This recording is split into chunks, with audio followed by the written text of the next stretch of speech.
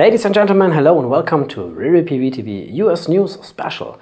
Our main topics in this new feature include an outlook on new Republican presidential candidates Romney and Ryan's views on renewables, also as massive army investments into photovoltaics.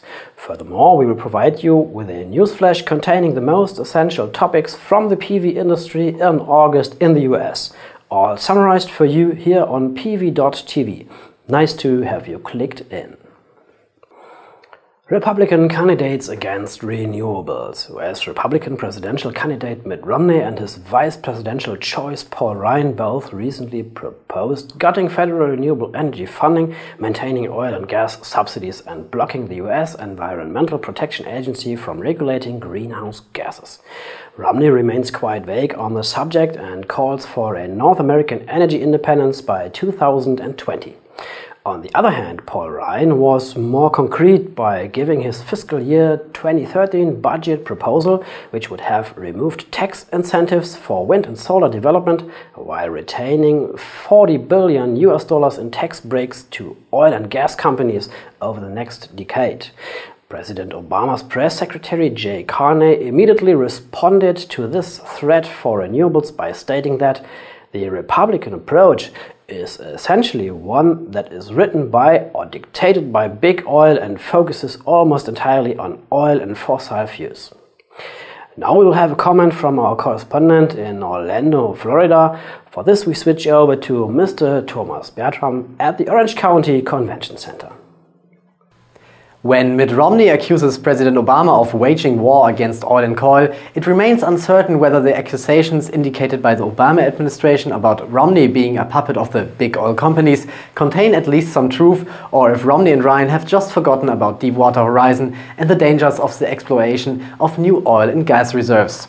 A safe and environmentally responsible oil production in the deep ocean will require a lot more money and higher safety standards than what was previously the case, and will certainly be much more than the development and production of renewables might cost. Therefore, it appears as if the consequences of the oil spill in the Gulf of Mexico have already faded out in the memories of Romney and Ryan, the people who might soon lead the most powerful and influential nation in the world. While the outcome of the elections this year remain of course uncertain, the US Army nevertheless wants to invest heavily into renewables, regardless whether the next leader turns out to be Republican or Democrat. The US Army Corps of Engineers has issued a request for proposals for $7 billion worth of electricity from solar, wind, geothermal and biomass. The Army Corps wants to purchase the electricity generated through a power purchase agreement for up to 30 years without acquiring any renewable energy generation assets. This process will be an important means to help the US Army reach a federal goal of 1 gigawatt of renewable energy by 2025. The Army Engineer Corps states that through the proposal, it will have a streamlined process to develop large-scale renewable energy projects using private sector financing, which they hope will help to accelerate overall project development timelines. Now, the newsflash with my colleague Sebastian. Thanks, Marcus. MiaSolé dismisses 200 employees. The California-based solar manufacturer MiaSolé will lay off about 200 employees in order to conserve cash and find a large partner to continue technology development. The company, which over the years has raised more than $500 million in venture capital, is attempting to avoid becoming just another victim in a solar panel manufacturing market that has claimed several of them in the past 18 months. New York provides money for PV projects. The governor of New York announced the availability of $107 million in funding through a new phase of the New York Sun Initiative for customer-sited solar PV projects larger than 50 kilowatt. This includes $36.4 million available in 2012 and $70.5 million available in 2013 through the New York Sun Competitive PV program.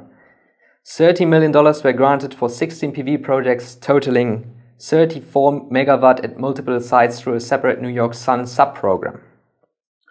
Photovoltaics for space travel.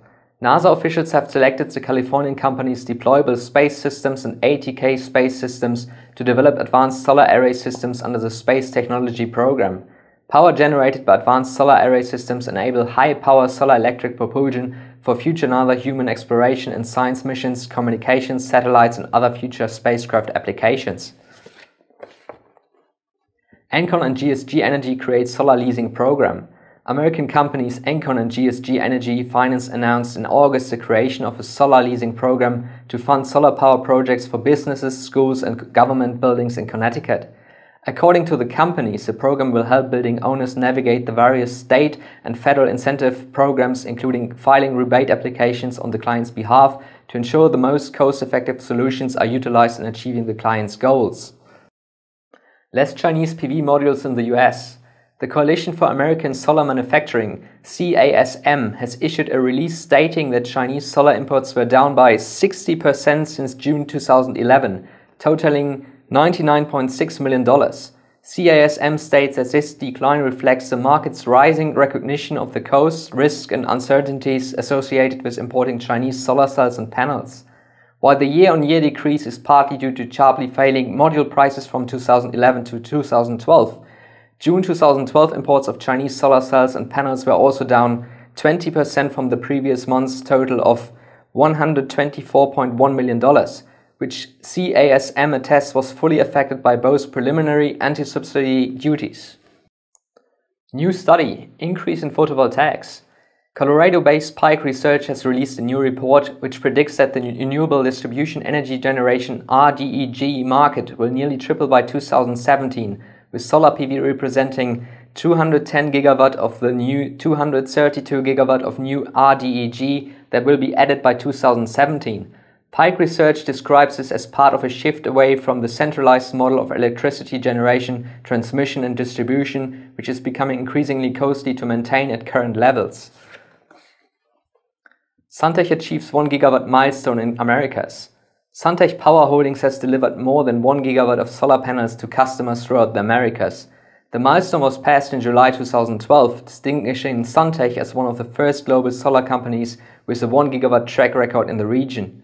Although it's a highly competitive period for solar manufacturers, there's never been a better time to be a solar customer, said John Lefebvre, president of Suntech America. Suntech America was founded in 2007.